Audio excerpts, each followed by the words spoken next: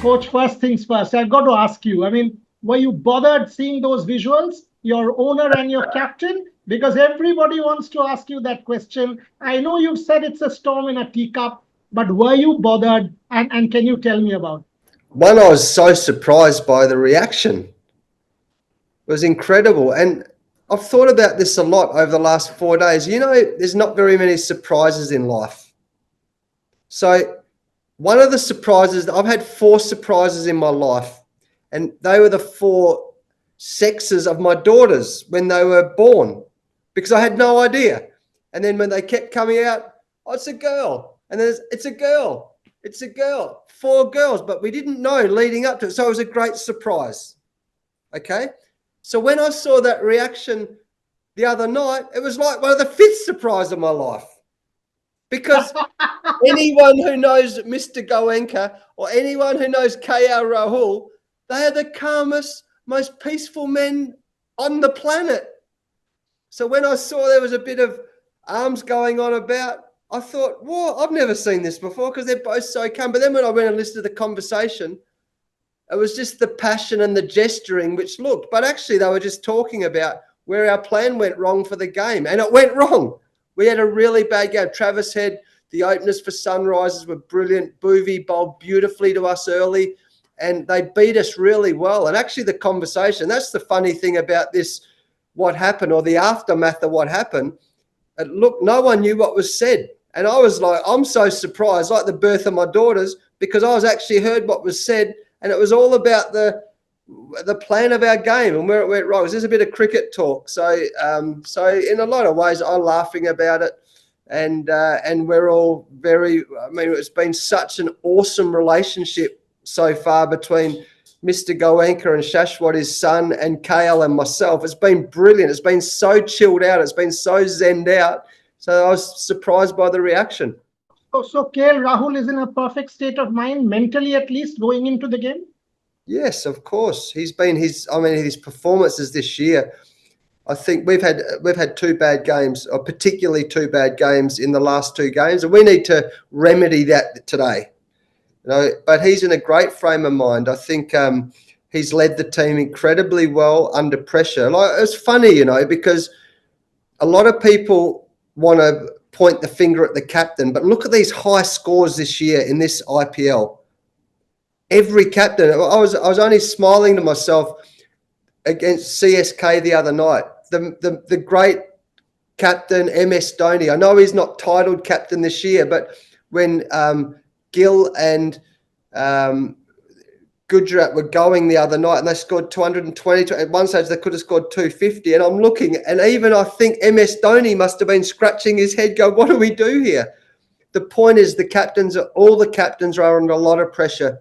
It's a very tough job, and I think KL's done a good job. You know, he compartmentalises really well. He bats, and then he captains the side, and he's in a good state of mind. He seems pretty relaxed. We had a few days off after the last game. He's been home to Bangalore, seen his family, seen a few of his friends, which you have to do during these long IPLs. He's in a relaxed frame of mind. We're hoping he scores lots of runs today.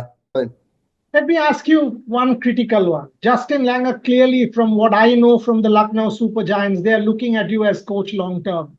There is an India coaching job on the line. Will Justin Langer put his hat in the ring for that as well? Lucknow, India. What are you planning to do, coach? Don't give me a politically correct answer. What's your thought? Are you going to be with Lucknow? Will you try India as well? Well, one thing, and I mentioned this yesterday in an interview, that when you coach the country, it is all encompassing.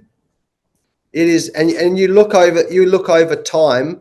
It's there's probably a time frame of 2, 3, 4 years, because it's all encompassing, and particularly now with T20 cricket, one-day cricket, Test cricket, it's a full-on job. I mean, my first year of coaching Australia, I was away from home 300 days of the year.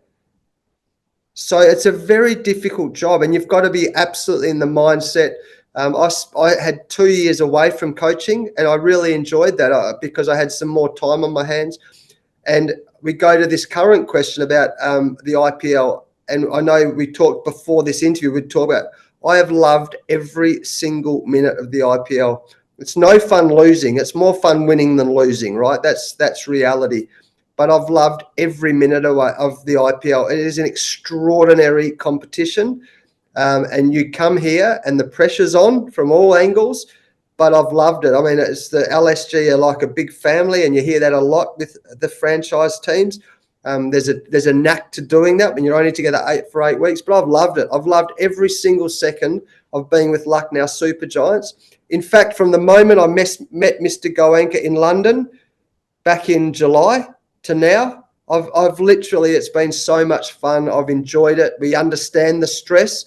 So I'm very keen to stay coaching LSG for as long as possible.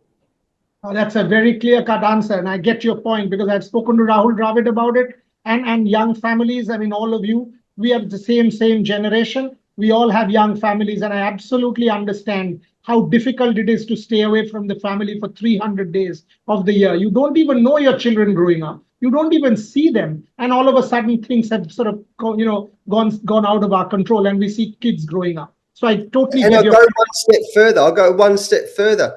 That's only one of the stresses.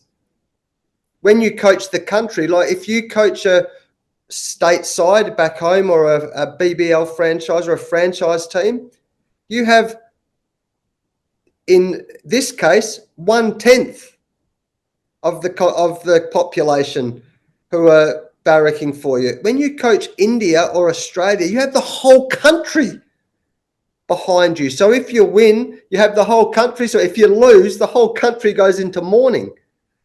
So that's that pressure as well. You also have this great expectation when you're coaching the country. You have this great expectation from not only the fans but the media, and the scrutiny is very, very intense, and you've got to have your batteries fully charged if you're going to coach international team. So the next coach of India, whoever that might be, they must have their batteries fully charged, because when you get into that hot seat, you know you're alive.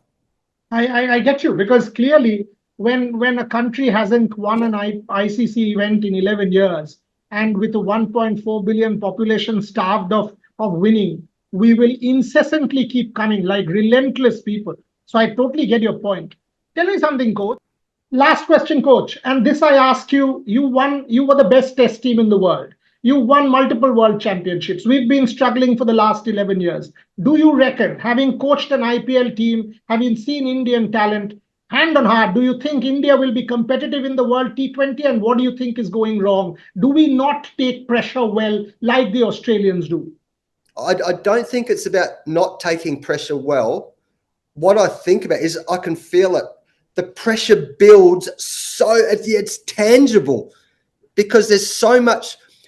Indian cricket fans and are so passionate about the game. They so want to win that you can just feel it. I mean, we felt it here at LSG. We won a few games on the trot. We're starting to look, if we beat Sunrisers, we go to third, and you could feel this pressure building from all round. You could just feel it. So I can't imagine the pressure that's built within the Indian team. The trick is, and that's why coaching the Indian international team would be such an incredible project, because it's not about talent, but it's about working out how to release the pressure in the big tournaments, the big moments. And there's other countries who are having the same issues.